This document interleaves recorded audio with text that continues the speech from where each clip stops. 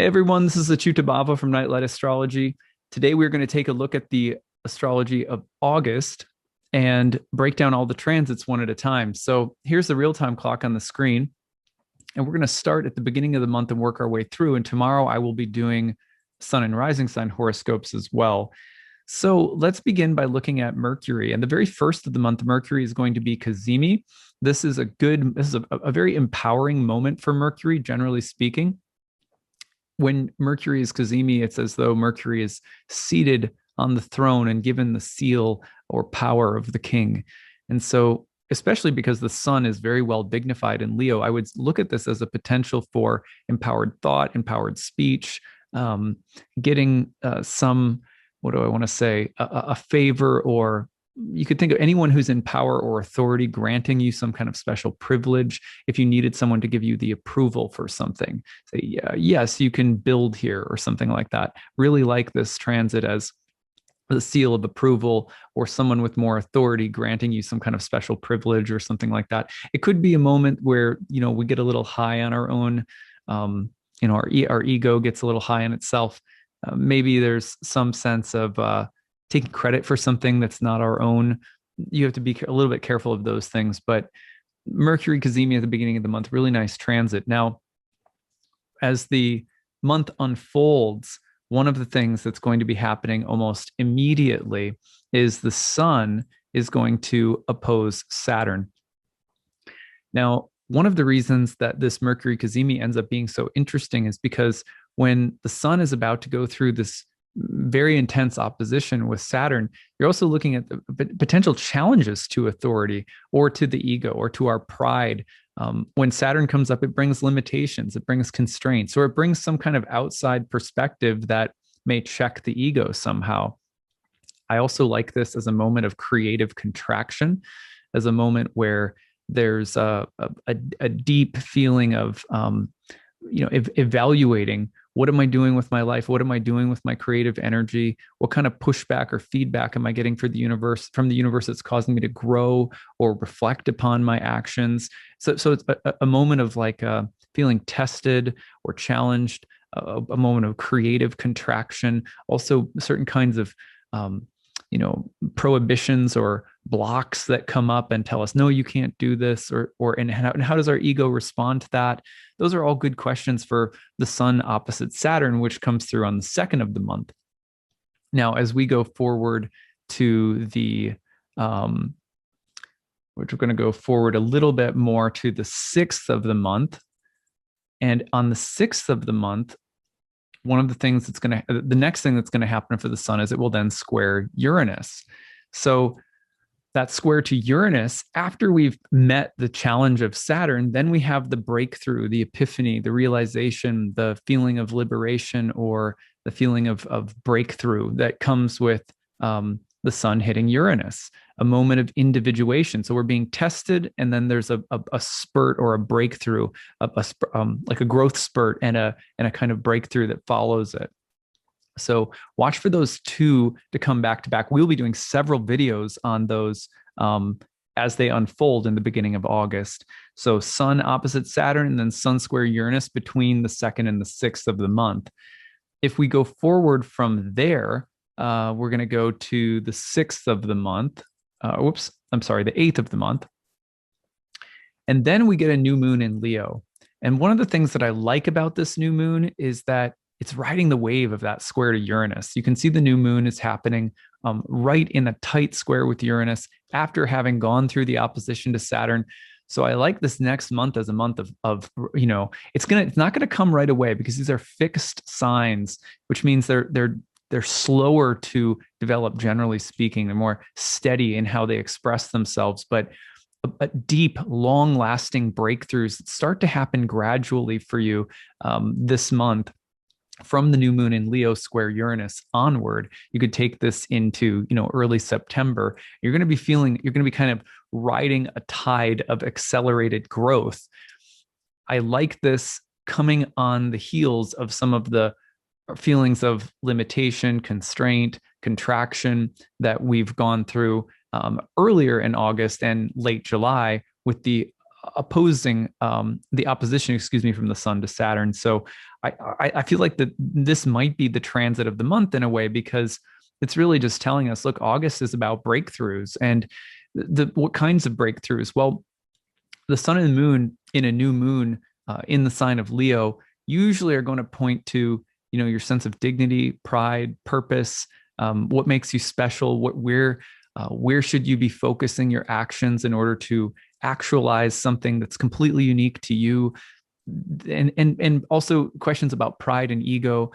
Those are all being addressed this month, but they're getting that kind of Uranian lightning strike, the electrical charge of Uranus saying grow, evolve, change, break through, individuate.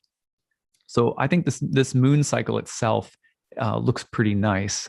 Now, when we go forward a little bit more to the 9th, Venus is going through some harder times. Some harder times because Venus is in her fall right now in Virgo, and also is going to go through an opposition to Neptune. Okay, for example, about 4 or 5 years ago, I lost my retainers. I had braces when I was a kid. I lost my retainers. And I was like, I know, like, I need to go into an orthodontist and get a new retainers. My teeth are shifting again.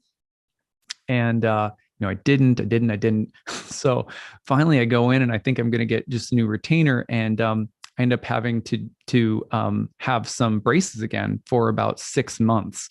And that's kind of like paying the piper for, so if my speech sounds a little different, it's because I have these kind of like invisible braces on for 6 months. So I just got those, right? And that's as Venus entered her fall in Virgo that I went in and they were like, you need these things. It's pretty easy. We can do it for you. You can see how your teeth have shifted.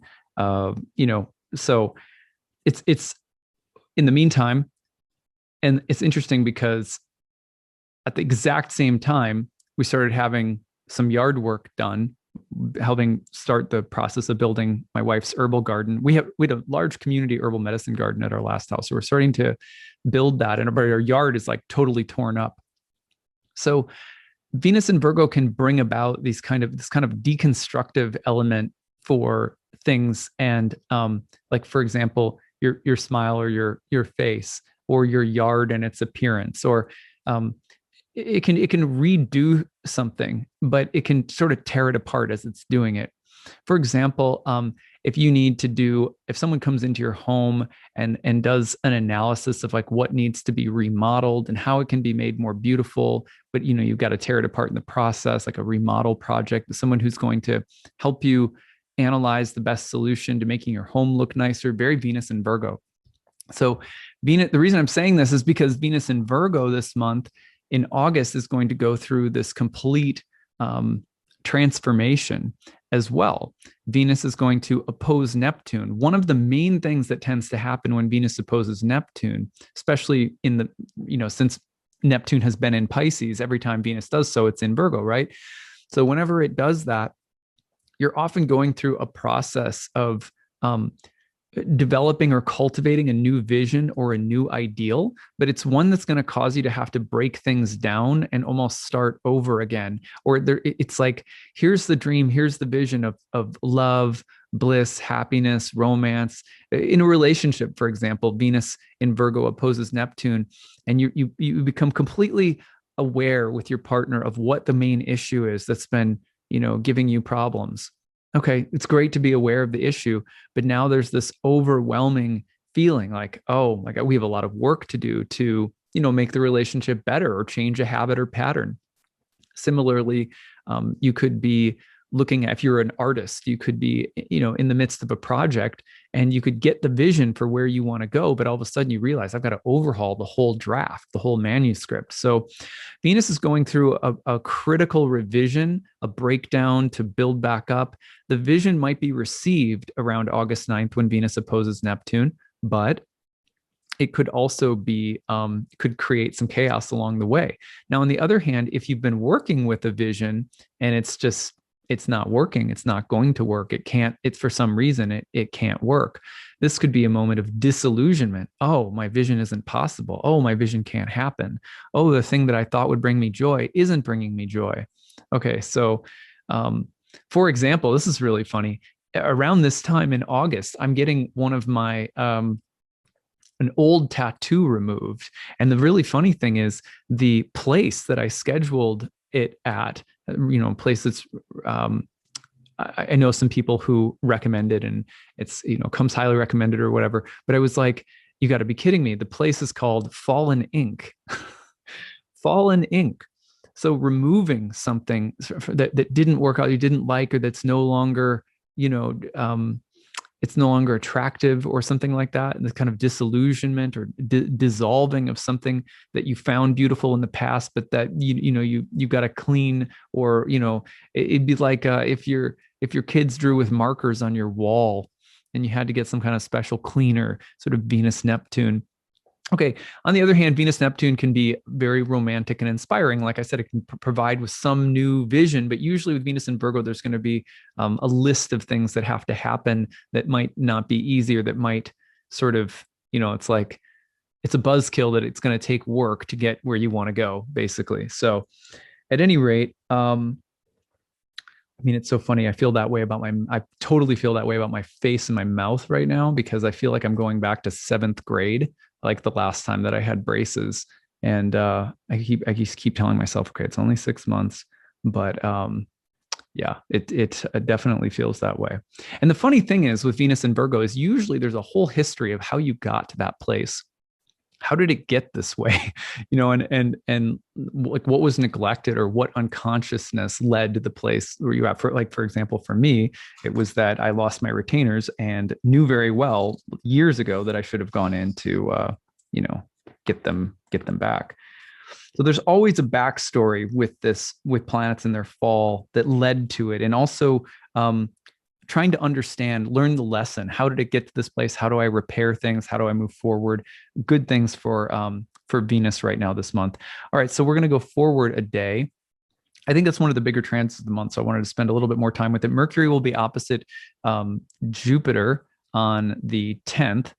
This could be a moment of sort of, you'd be a little bit careful of like the bombastic speech, or like inflated mental, or it can be kind of aggrandizing for mental stuff or for communication. So be a little bit careful of like proud speech or proud proclamations or something like that. But it can also be just a really good transit for, again, almost like I said earlier with the Kazimi at the start of the month, this feeling of being empowered, or, kind of feeling bold and strong, saying things that come from the heart. Also, the difference between, what your ego wants to say or think, or what's on your mind that's important to you and your own personal sense of pride. Jupiter in Aquarius may be making you aware of some bigger picture. So the need to synthesize personal ego and pride with a larger set of values, kind of Jupiter in Aquarius. Watch for some of those tensions to come through around August 10th. Now, I could see people having to purchase things like technology, computers. Mercury opposite Jupiter will often result in, big victories or big announcements or big moves in the sporting world, because Mercury is a god that's associated with sports. And so Mercury opposite Jupiter can be scandals in sports, big deals in sports, record breaking in sports. So watch for that right around the 10th. All right, to go a little bit further, Venus will pick up dignity on the 16th, moving into Libra. So at that point, you're going to see significantly improved conditions for Venus in its own sign as the evening star, really feeling good around mid-August for Venus, feeling like there's a big corner that has been turned for the Venusian stuff, maybe harder lessons earlier in the month with Venus stuff, or challenges or changes that Venus is dealing with that aren't necessarily easy. Then Venus goes into Libra, things start to harmonize, things start to feel a little bit better for Venus again. We go forward to the 18th. You're going to see at this point one of my favorite conjunctions of the whole year, which is a Mercury Mars conjunction in Virgo with Mercury in its own domicile and exalted. a really nice place for Mercury and Mars in terms of analysis, problem solving, anything where there's just I would almost call it um, um, like if I was in a science classroom, this would be the moment where I understand something that's really complicated, a sophisticated algorithm in a math class or something like that, or research, science, analytics, technical things, mental and intellectual breakthroughs can be a little sharp and critical, this energy. But in terms of like problem solutions, problem solving, I should say, and in terms of being able to articulate things, learn and develop new skills, mental and intellectual breakthroughs. I love this transit. I feel like it's one of the more constructive transits of the year. It's a get things done transit. I'm understanding something. I'm forming an action plan. So just a really productive, earthy, practical, solution-oriented transit that I think, again, one of my favorite conjunctions of the whole year when I was writing out my astrology of 2021. So that's the Mercury-Mars conjunction in Virgo. Then on the 19th, you're going to have the sun opposite Jupiter.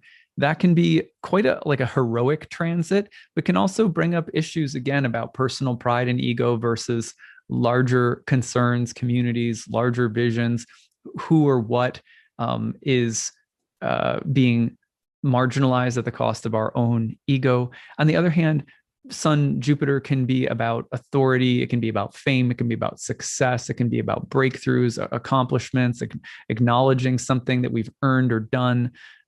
Sometimes it's also going to be about challenges around fathers or authority figures and the virtuous versus, potentially, maybe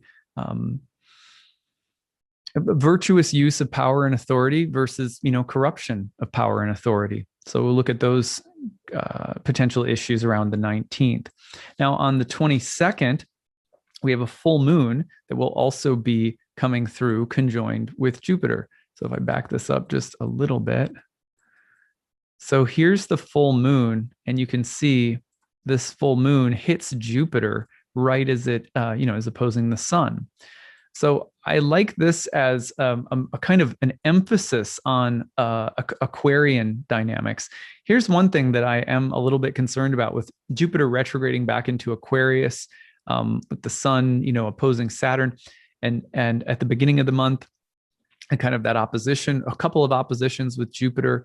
I also wonder about, what's going to happen in the collective with COVID right now? What kinds of challenges may come up with COVID, and essentially, how those challenges may act as tests to the personal will or ego. For example, let's say mask mandates come back. Whether you're a fan of all of this or not is not the point. I'm not arguing for anything in particular here, but I could see this full moon with Jupiter retrograding back into Aquarius being indicative of some kind of collective agenda. It's Jupiter and Saturn sign, collective laws, mandates, rules, regulations, things like that. But they're also, opposing the sun in Leo, which has to do with, well, the rights of the individual. So the rights, or let's say the freedoms of the individual versus the needs or mandates of the collective. I could see that being a big deal around late August, as the full moon comes through. We'll be talking about that later in the month as well. So anyway, not trying to get political here, just calling it like I see it. So, and then finally, Mercury will be opposite Neptune on the 24th of August. So again, we're just previewing these. We'll be breaking these down as the month goes on. Lots of good content to create for you guys in August. Mercury opposite Neptune. I like Mercury opposite Neptune transits because they often, if there's something that you're trying to work through, there's this otherworldly solution that comes about from Neptune, whereas Mercury tends to be a little bit more rational, technical, mental. Neptune will provide some kind of otherworldly insight or way of approaching something. On the other hand, the irrational, the supernatural, the mystical versus the rational, earthy, and practical. You might see those kinds of energies in more of a tense dialogue with one another in late August. For example, the questions about whether or not fear. This is going back to what's happening potentially in the collective by late August. Are you just going to live in fear? Are you going to have some degree of faith, or are you going to trust science? Or and I'm not necessarily saying the two are opposed to one another, but those kinds of dialogues about, for example, this is just what I've heard from clients, what I see on social media. I'm not getting vaccinated. I trust my health. Oh, you're not getting vaccinated. You don't trust science. Oh, you're, like these kinds of back and forths right now could be between where you place your faith, what's reasonable and what's not, what's rational, what's irrational, where does intuition play a role? What is alternative or a more natural approach to mind body health or healing versus something scientific, or what's the potential synthesis between these two areas? You're going to see the potential for real conflict around those things, essentially right as we are coming towards the end of August, right as Mercury goes through the opposition with Neptune. So that's like August 24th. That'll be, by the way, right after the full moon, which, let me just back this up just a bit. You can see this. You're going to see that full moon at late Leo. And you can see right after the full moon comes through late Aquarius, and opposes the sun at late Leo, then it moves into Pisces and goes right into that opposition. The moon goes right along into the opposition with Mercury and Neptune. So I think that full moon has the potential to bring up conversations about, reason and science versus faith, something holistic versus something, what is it called? Like allopathic medicine versus something non-traditional. I just think you're going to see the tension between all of those kinds of things coming up in late August quite a bit. Okay. Anyway, so that's my 2 cents for the month. Spoken like a 7th grader with braces on my teeth again. So anyway, I hope you guys have a really good month of August, and look forward to breaking down horoscopes for you guys tomorrow. So stay tuned for that. And then we'll be diving into these transits right away next week. I also hope that you guys took a moment to watch the video I made yesterday on the 3 misconceptions about Aries. I'll be doing those 3 misconceptions for all 12 signs, basically. So that'll be really fun as well. All right. Hope you're doing well. Take it easy, everyone. Bye.